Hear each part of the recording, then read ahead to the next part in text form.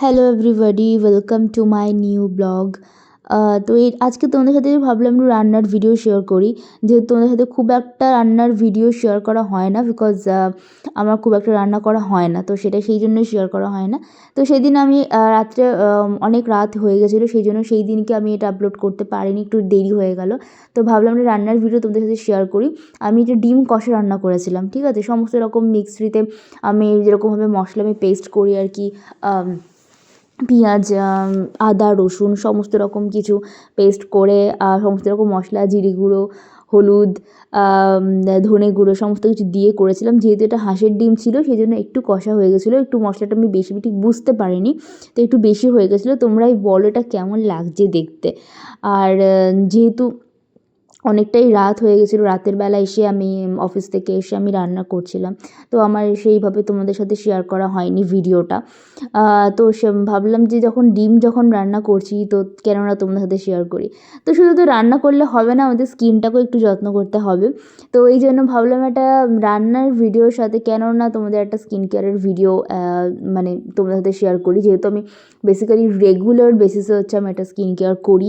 আর শুধুমাত্র আমার না, এটা সবারই করা উচিত, কারণ এটা simple skin care. Normally cleanser, toner বা সিরাম বা নাইট ক্রিম বা নর্মালি যেটা আমরা রেগুলার আমরা বাড়িতে আর কি ইউজ করি, ঠিক আছে। তোমরা যে কোনো ব্র্যান্ডের ঘরোয়া যে কোনো তোমরা ক্লিনজার তোমরা ইউজ করতে পারো, ঠিক আছে। যেহেতু এটা শীতকাল, এমন না যে শীতকালে আমাদের ট্যান পড়ে না, শীতকাল হচ্ছে আমাদের প্রচুর, যারা বাইরে অফিস যাও তাদের জন্য তো রেগুলার বেসিসে স্কিন কেয়ার করাটা খুবই ইম্পর্টেন্ট। শুধুমাত্র যারা বাইরে যাও তারা না, যারা বাড়িতে থাকো তাদের জন্য কিন্তু খুব ইম্পর্টেন্ট।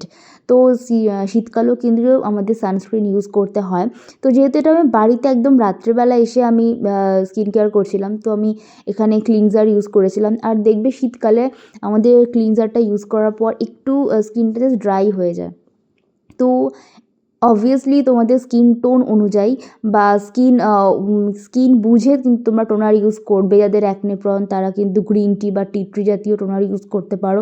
এছাড়াও তোমরা টোনার ইউজ করার পর আমি এখানে সিরাম ইউজ করছি, আর আমি এখানে ভিটামিন সি সিরাম ইউজ করছি। যেহেতু আমার অ্যাকনে প্রন নেই, তাই জন্য আমি ভিটামিন সি ইউজ করছি। যাদের আছে তারা কিন্তু গ্রিন টি বা টি ট্রি জাতীয় সিরাম ইউজ করতে পারো, ঠিক আছে। আর এরপর নাইট ক্রিম বা কোনো একটা ময়েশ্চারাইজার তোমরা ডেফিনেটলি ইউজ করবে। তো দেখতেই পাচ্ছ স্কিন কেয়ার করার পর স্কিনটা কতটা একটা মোলায়েম একটা এফেক্ট চলে আসে, বা নিজেরও একটা দেখবে ভালো লাগে যে স্কিনটা আমার ভালো লাগছে, ঠিক আছে। তো তোমরা এটা বাড়িতে বেশিক্ষণ টাইম লাগারও কথা না, জাস্ট 5 থেকে 10 মিনিট লাগার কথা। আর তোমরা যে কোনো ব্র্যান্ডে তোমরা নাইট ক্রিম ইউজ করতে পারো।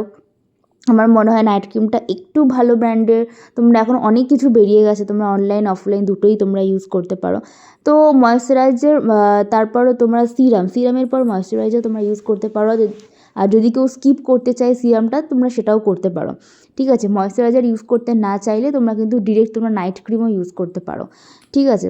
তো যেহেতু এটা আমি নর্মাল বেসিসে আমি রাত্রেবেলা করে থাকি, তো ভিডিওটা কেমন লাগলো শেয়ার করে দিও।